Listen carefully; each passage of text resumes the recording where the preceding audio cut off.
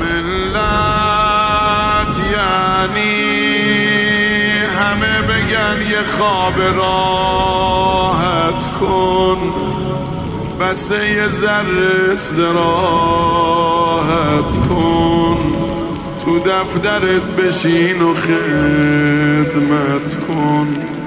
خادم ملت یعنی با مردمت باشی تا پای جان، صبح باشی تهران و غروب کرمان، بهت بگن سید محرومان.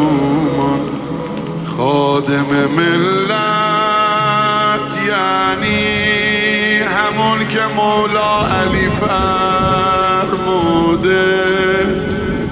نداشته باشی خواب آسوده، تا بشکنی دستای آلوده.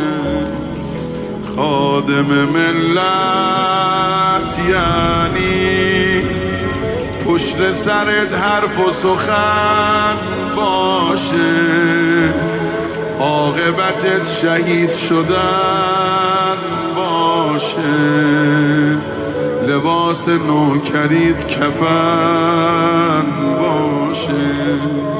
خادم ملت یعنی نوکر بی نام و نشون باشی، با همه کس تو مهربون باشی، رئیس باشی روز خون باشی. فقط تنها راه نجات سوار شدن بر کشتیست که ناخدایش حسین.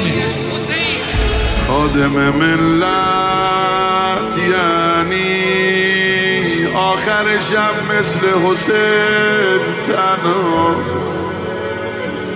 تنت بمونه شب توی صحرا، همین ختم کار نو کرد.